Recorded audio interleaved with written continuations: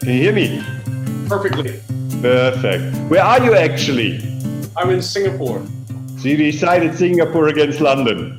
Well, the thing is having come from Singapore, I had to do a mandatory 14-day quarantine when I came here.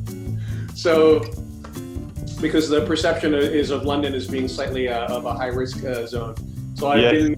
I've been here for, so I did initially a 14-day quarantine. Then I came out, and then a day later they decided to lock the country down. So I had just enough time to go buy toilet paper and to buy a few groceries, and then that was essentially it. But it's okay, I mean, it is what it is, and honestly, it's for the best. I mean, this is what the world needs right now, is for us to not overwhelm the healthcare system, get the transmissions and the mortality rate down, and then we can figure out how to live our lives again, right? Yeah, which is indeed challenging. I just said you are the first. Actually, it's my first interview about the digital watches and wonders.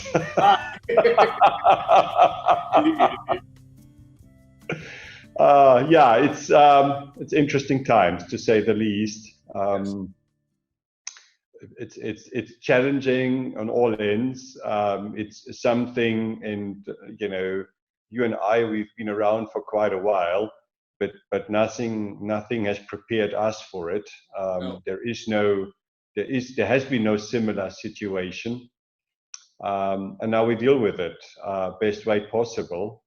I believe that strong brands before the crisis will be strong brands after the crisis, and weak brands before the crisis will probably even be weaker after the crisis. I totally agree. So that's my take on it. And the time in between, we have to manage in a way that we maintain and we can keep our people sane and healthy, and also the financials okay. That's my main aim, and I just cross fingers that we are not into a 2-3 year recession, because if it's too long, then even very healthy and strong companies have to find solutions that I do not want to think about right now. Of course. Well, let's talk about uplifting things. First, may I first of all welcome you, Willem. Wilhelm Schmid, CEO of Lange Söhne, one of my favorite people in the watch industry and a truly great guy. How are you, sir? I'm personally very well, and the rest, we're dealing with a situation that I've never experienced before. Yes. I guess we're all kind of participating in what is the new normal. So we're doing all of our communication through these conference calls. We're sitting all day in front of our screen. I have my friends are exercising in front of their screen. They're doing like HIIT workouts and even Peloton and all these kind of things, So we are, I guess, I want to talk to you a little bit later about how I guess you feel as if this will have any, if any permanent effect on how we live our lives. But first, let's talk about watches, because I think there's thousands of people around the world that were hoping to see the unveiling of the incredible Lange novelties at SIHH, and we can still do that. We're just going to do it digitally. Yes. So let's first start with one of my favorite watches, which is the Zeitwerk. It's funny because I have the actual experience of being in the Dresden Opera House and looking at the clock, the 5-minute clock that's up on top. And I remember this being the inspiration for the Grand Date that you see in the Yes. one. And I know Mr. Blumlein and Mr. Lange, Walter Lange, were both very inspired by this and wanted to make it part of the signature of their very first watch and their most iconic watch. Let's cut to 2008, where Lange takes this sort of digital indication and creates a watch that is in some ways a revelation. A revelation technically because it incorporates a constant force mechanism that is rearmed every 60 seconds to make sure that the jumping of the minutes is precise and doesn't consume energy in any sort of way that it's erosive to the accuracy of the watch. Yes. And a watch that has now become an icon. Tell us a bit about your affection and love for the Zeitwerk. Look, it's in today's world where lots of watches are being launched literally monthly now, and everything that is successful is usually copied very quickly.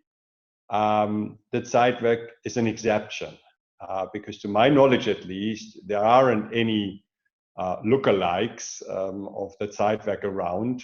There are a few people that worked with the digital jumping discs, but they also quickly realized how technical, complicated is what looks so simple.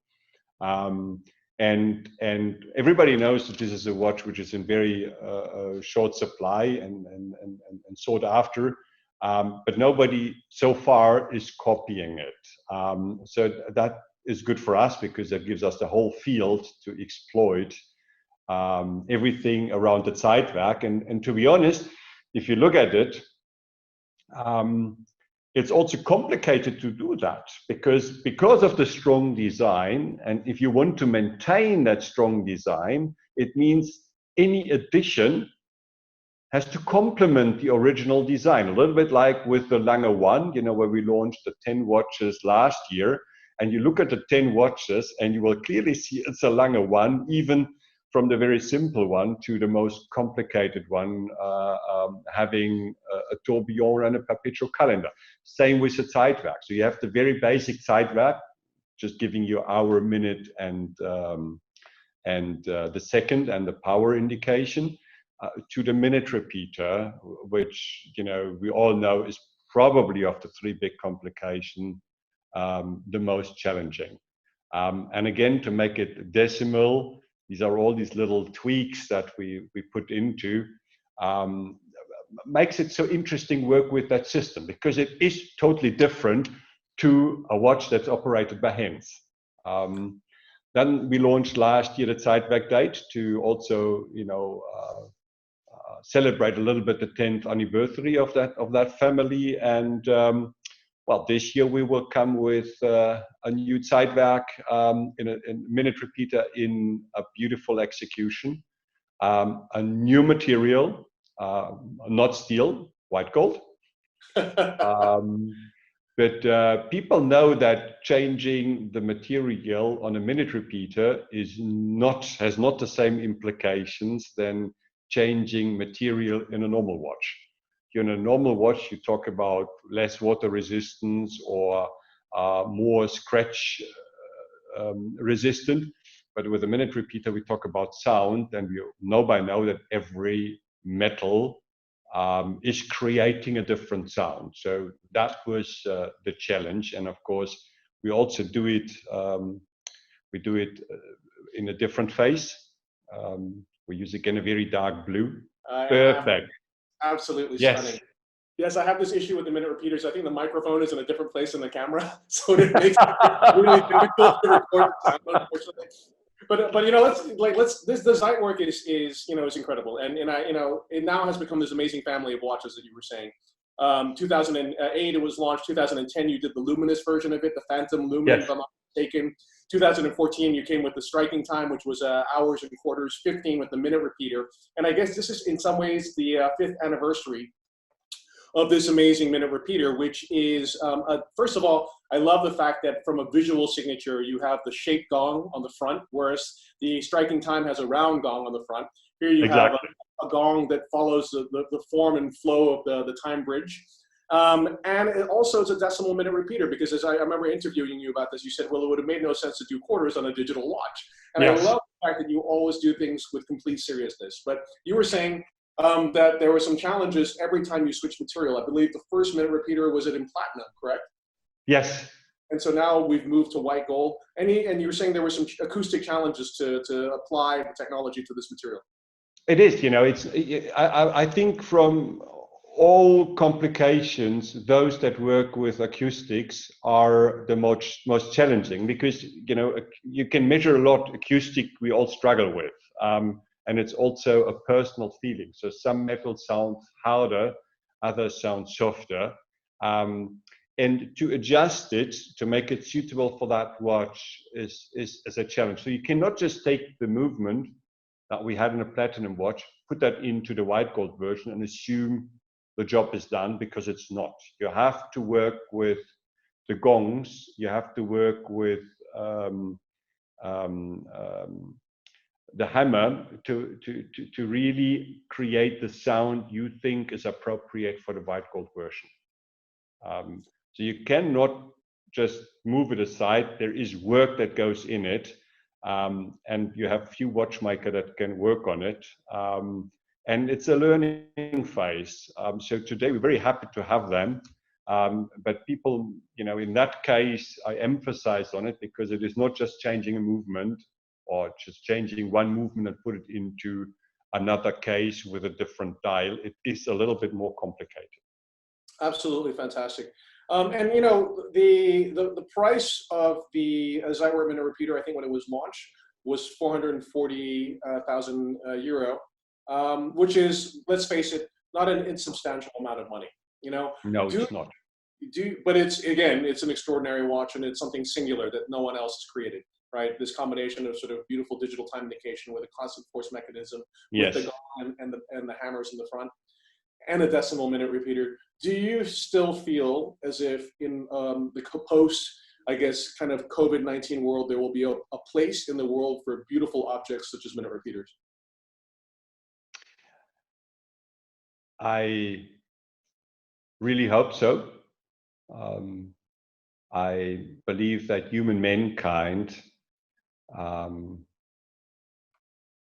went through all sort of struggle in their history. And there have always been beautiful things that were developed in these specific moments of challenges. And I don't believe that mankind will move away from the desire to own and admire beautiful objects. And that does not only go for watches. I don't think a second that famous painters will now stop painting. Famous musicians will now stop playing music. Famous architect will not think about the next great building or bridge. So why should we stop thinking, creating, producing beautiful objects? Because we are at the moment in a very challenging environment. You're absolutely right. It's funny. I was just having a conversation with Chris Granger, and I guess the Portuguese, which is also a watch I was wearing today. This was created during the 30s, the late 30s, when there was so much kind of political and social and economic strife. And looking back at the history of some of my favorite watches, Patek Philippe's, for example, which is another brand I like in addition to Lange, yeah. which again, some of the most famous Pateks were created at the time when things were most difficult as well. So I think that the human response to difficulty, and the one that is most noble in many ways, is the creation of beauty. And that's something that you certainly do, Well, by the way, we launched the Zeitwerk at a time where the world was also in a turmoil, huh? I remember that. Yeah. 08, 09 were not particularly inviting, was not a particularly inviting period of time to launch something extraordinary special. And we did.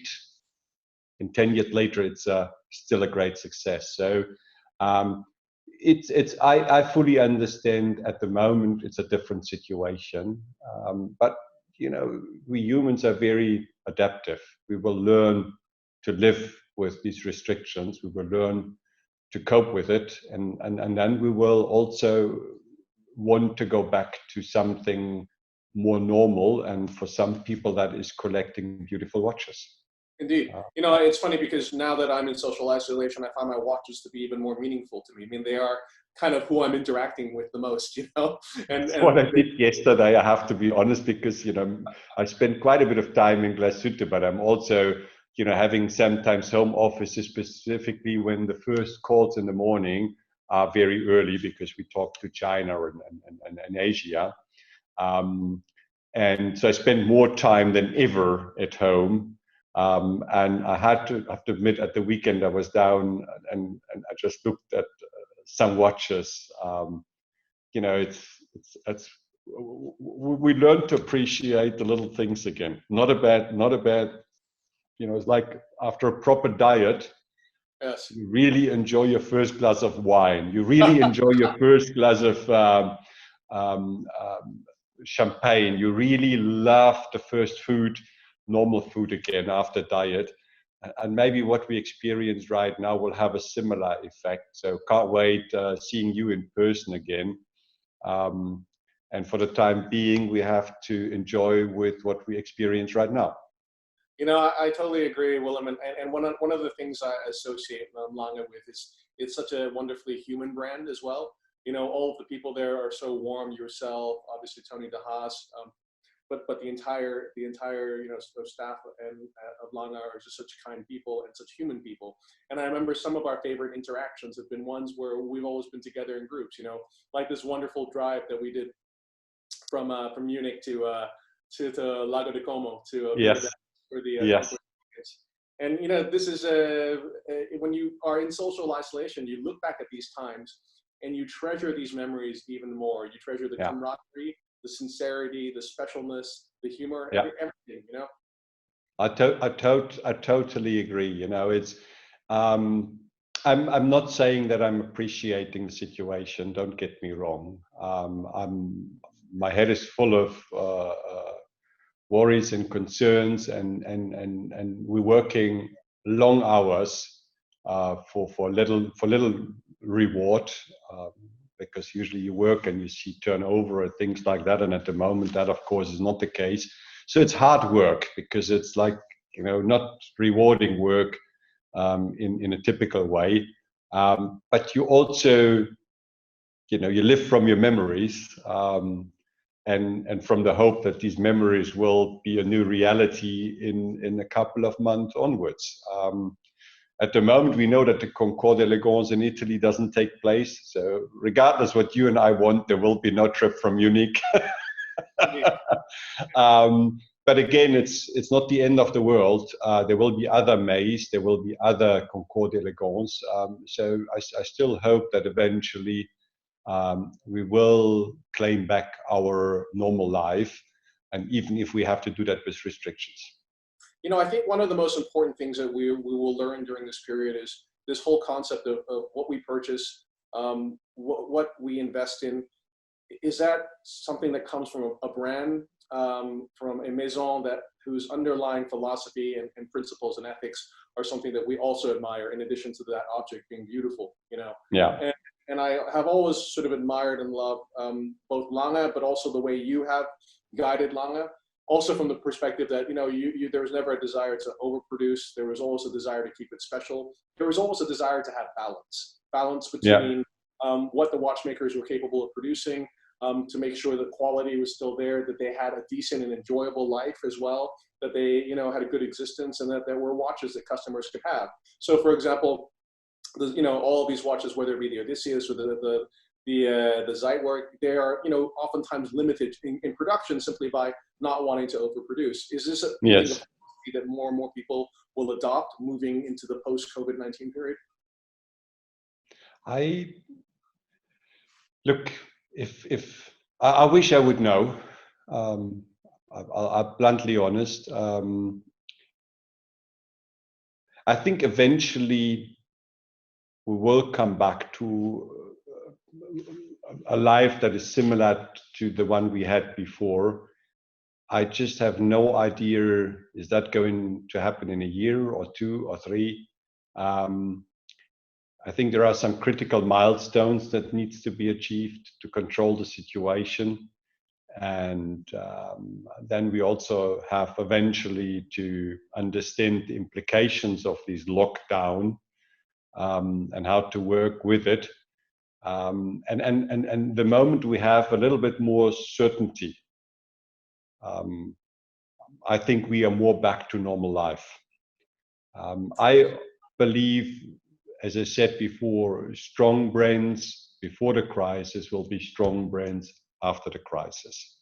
And a strong brand for me, a strong maison, means what you do is authentic. You know, you don't change because the wind is coming from a different direction. It doesn't mean you're stupid and you repeat yourself, but that set of values that describes you as a company, our products, the way we interact with people, with stakeholders, that set of value must not be changed for opportunistic reasons. You can change your watches. You know, we launched the Odysseus last year. which, as you and I know, is still fueling a big discussion. So you can change, that's not the question, but you must stick to your set of values. And I believe even that crisis will not will not make us changing our set of values. As a matter of fact, I think the set of value that we have as a company is also giving us a certain resilience in these tough times. So as a matter of fact, I think it's quite an advantage. And that's my big job, to maintain the core of the brand, which is the set of values that makes us ticking along. Amazing. And very well said. And I completely agree with you. I love the fact that you're evolving Lange without repeating yourself, but always having respect for where you came from. And one of those biggest sort of, I guess, evolutions was the launch of your first steel integrated bracelet sports watch last year, the now famous Odysseus.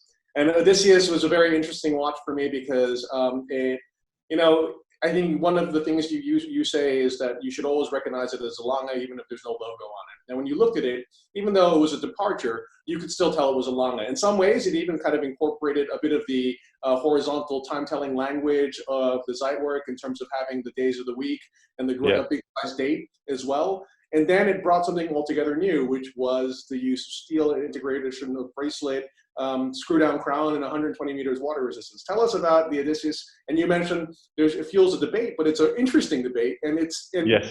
There are people who are passionate about it, are so passionate about it, Yes, and there are three trends. First of all, as we started designing the watch, producing it, we were aware of it'll be a controversial discussion.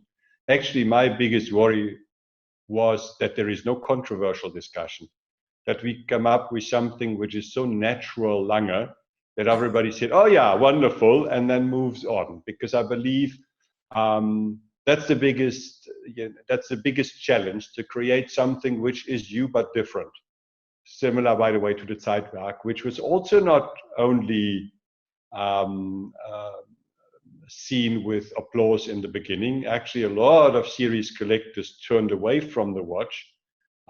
Big markets like Japan said, that's not a Lange.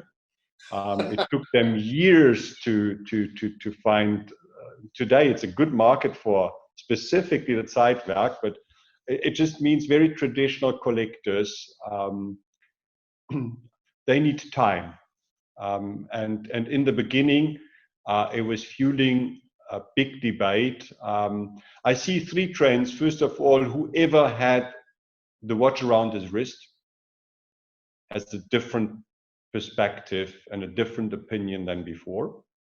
I'm not saying whoever puts it around his wrist is going to buy it. That's not what I'm saying. But I know for sure there is an impact on your opinion, whether you have just seen the watch in the digital world or you had it in the natural habitat of a wristwatch, which is actually the wrist.